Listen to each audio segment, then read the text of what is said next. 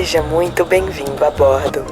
Para uma melhor experiência, orientamos que coloque fone de ouvido ou aumente o som. Estamos prestes a aterrissar em História de Imigrante.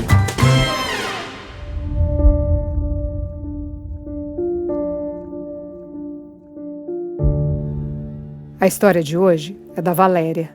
Faz quase 20 anos que ela mora nos Estados Unidos. Mas, para chegar aqui, ela penou, viu? Para começar, ela veio pelo México, o que já não é fácil. E para complicar, ela foi sequestrada lá.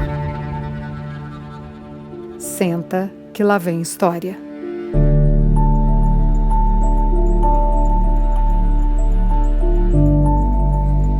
A Valéria estava sem trabalho e sem noção do que fazer da vida. Isso era lá para 2005, a Valéria é de Goiânia. Naquela época, ela tinha um irmão que morava aqui na Califórnia e decidiu pedir uma forcinha para ele para chegar aqui nos Estados Unidos.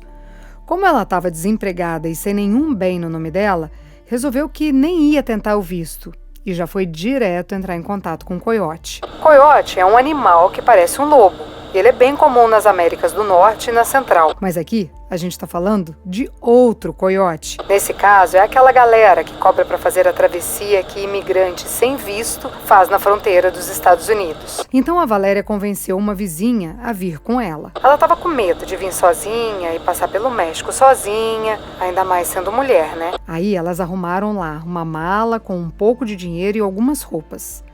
Além da Valéria e da vizinha, mais 3 pessoas iam fazer essa viagem. Uma delas era o Eduardo.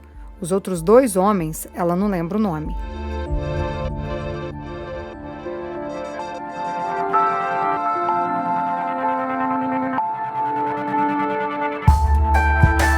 Bom, então eles embarcaram para o México. No aeroporto tinha um cara esperando por eles. Sabe aquelas pessoas que ficam com plaquinhas com o nome do passageiro? Então, foi assim que eles encontraram os coiotes no México. Aí, esse homem levou a Valéria e o resto da turma para um hotel e disse para eles: vocês ficam aqui quietos, e passou uma palavra que seria uma espécie de senha, tipo abacate. Então, quando alguém chegasse lá com a palavra abacate, eles podiam seguir com essa pessoa.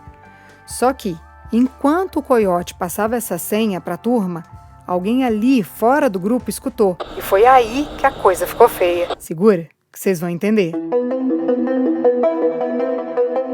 Depois de uns dias, o telefone tocou e um homem falou que estava na recepção. Deu lá a palavra senha, o abacate, e pediu para eles descerem. A Valéria, a vizinha e o Eduardo obedeceram. Ali os 3 brasileiros saíram andando pela cidade atrás desse homem, do suposto coiote. Era um climão bem estranho, tudo escuro. Esse caminho era bem quebrada mesmo. Como era de madrugada, não tinha ninguém na rua. O cara não falava nada e eles estavam meio que assustados com tudo aquilo. Quando chegaram perto de uma construção, o homem mandou eles entrarem. Eles passaram por um corredor grande. A Valéria escutou gente conversando no fundo. Quando foi chegando mais perto, ela viu que era uma brasileira que estava num dos cômodos com 2 meninas adolescentes. Não tinha como a Valéria conversar com essa mulher. A Valéria foi levada para outra parte dessa obra. Ali, ela já sacou que tinha coisa errada. Ela falou ali para a vizinha e para o Eduardo: eu acho que a gente foi sequestrado.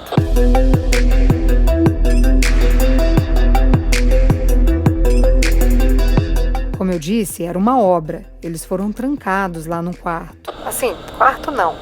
Não tinha cama nem nada. Deixaram eles ali e vazaram, sem falar nada. No dia seguinte, eles conseguiram conversar com a brasileira através da parede mesmo. Não dava para eles saírem e bater um papo. Vocês já sacaram que o clima era de terror, né? Já imaginou ser trancado dentro de um lugar, numa obra, num país estrangeiro?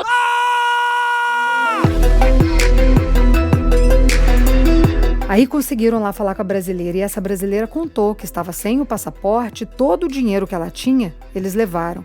Ela e as filhas estavam trancadas ali porque não tinham como pagar o resgate. Mas isso já tinha mais de uma semana que elas 3 estavam lá. Nem roupa limpa elas tinham mais. A Valéria deu um jeito de entregar algumas coisas para essas brasileiras. Mas depois combinaram lá no grupo: a gente tem que esconder a grana e os documentos. Conseguiram lá colocar no fundo falso da mala e deu certo. Os coiotes até quiseram pegar, mas daí a Valéria e o Eduardo e a vizinha inventaram que tinham deixado o dinheiro e os documentos tudo lá no hotel.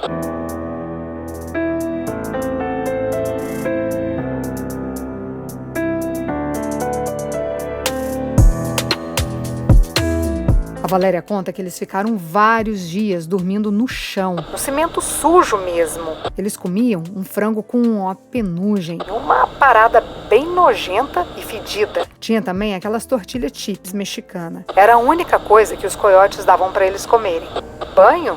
Só se fosse na pia, água fria. Era assim que eles lavavam as roupas também. Para secar essas roupas, eles usavam um ventilador que tinha lá nessa obra. Teve um dia aí que esses caras entraram no quarto e pegaram o Eduardo. Pegaram e bateram muito no menino.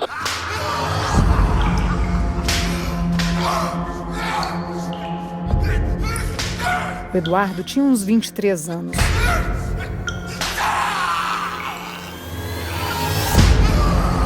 Eles fizeram isso para pressionar o coiote e fazer com que o coiote pague o resgate. Ele só liberava o grupo se o coiote no Brasil pagasse $2.000 por cada um deles. Depois desse dia, a Valéria e a vizinha ficavam o tempo inteiro grudada no Eduardo para os caras não pegarem ele de novo. As duas estavam levando a situação até que numa boa, tentando não surtar. Mas o Eduardo já estava em pânico. Quem não estaria, né? Depois de apanhar do jeito que apanhou.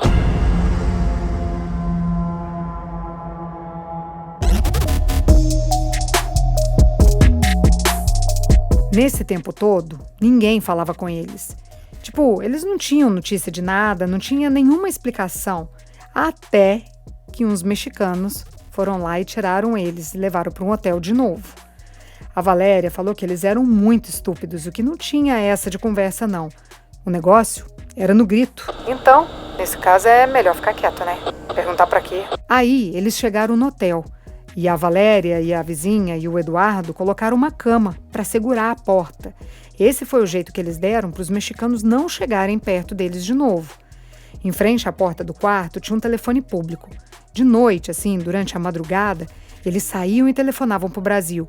Mas em nenhum momento contaram para a família o que estava acontecendo. Eles falavam que estava tudo certo e que só estavam esperando pelo coiote para atravessar a fronteira. Ai, gente, complicado, né? Porque assim, eles não queriam assustar a família no Brasil. O que a família ia poder fazer numa situação dessa? Quando o dia amanhecia, eles tentavam falar com os vizinhos do hotel. Atrás desse hotel tinha um terreno. E ali eles ficavam jogando as coisas pela janela. Para sinalizar, né? Ver se alguém via, olhava, aparecia, gritava, qualquer coisa assim. Mas ninguém fazia nada. A Valéria sacou que esse tipo de sequestro era comum por lá. Ela viu que o pessoal já estava acostumado a ver gente ali sendo levada à força pelas ruas.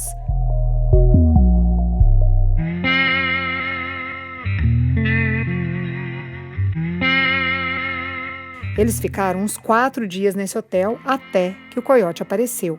Pegou os 3 e, mais uma vez, saíram andando aí por essa cidade estranha. Era uma cidadezinha bem suja e feia, cheia de gente mal encarada. Ali ela andou. Ela disse que foram mais de 30 horas de caminhada. Depois seguiram de carro até um rio. Era um rio pequeno, tinha lá uns 500 metros de margem, de uma margem até a outra. Nessa hora, eles tiveram que tirar a roupa e deitar numa boia. As duas estavam de calcinha e sutiã, e o Eduardo teve que ficar só de cueca.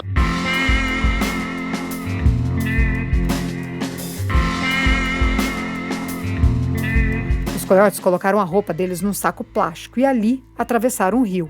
A correnteza era fraca, então essa parte não foi lá das mais difíceis. Também, perto de tudo que eles já tinham passado, atravessar um rio ficou fichinha, né? Quando chegaram na outra margem, colocaram a roupa de volta e a ordem era correr. Corre! Eles saíram em disparada, não dava nem para olhar para os lados. Atravessaram uma cerca e continuaram correndo. Não era uma corridinha, não. Era coisa de sobrevivência mesmo. Acho que foi dessa vontade de viver que ela achou tanta força.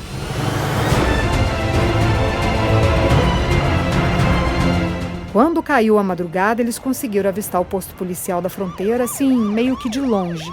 A Valéria tinha a sensação que estava caminhando em círculos até que um carro apareceu para buscar os três.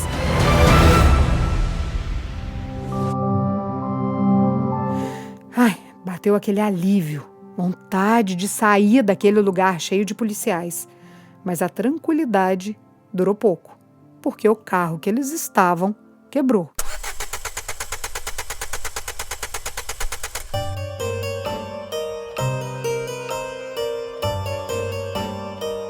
Cara, o carro quebrou no meio do deserto. Eles estavam no Texas. Até chegar o guincho e consertar, foram horas de tensão. Dali, eles seguiram para uma oficina e só então conseguiram ligar para o Brasil novamente. A Valéria ligou para a mãe. Mãe, cheguei. Entrei nos Estados Unidos. Dali a pouco ela descobriu que o valor do resgate estava na conta do coiote. Na época, ele cobrou $13 mil para trazer a Valéria para os Estados Unidos. Com mais 2 mil do sequestro, a dívida dela ficou em 15 mil. Foram anos trabalhando de segunda a segunda para pagar essa conta. Bom, ali do Texas, colocaram ela no avião para encontrar o irmão na Califórnia. A essa altura, a Valéria estava cansada, desnutrida. Como diriam por aí, só o pó da rabiola. Isso foi numa quinta-feira. No sábado, o irmão dela falou que eles tinham que sair para comemorar a chegada dela. A Valéria, que é dessas que topa tudo, foi. Era um bar. Ela estava lá, toda animada, dançando, quando viu do outro lado um cara bebendo um drink. Convenceu a amiga que falava um pouquinho de inglês. A Valéria não falava nadinha, nem hi, nem bye, como dizem aqui. Então, ela e a amiga foram lá falar com esse cara. E aqui, galera, eu vou dar aquela resumida, porque só essa parte dá outro episódio. Então, resumindo... Valéria casou com esse cara. O nome dele é James e ele é até medalhista paralímpico. Mas, como eu já disse, essa é outra história.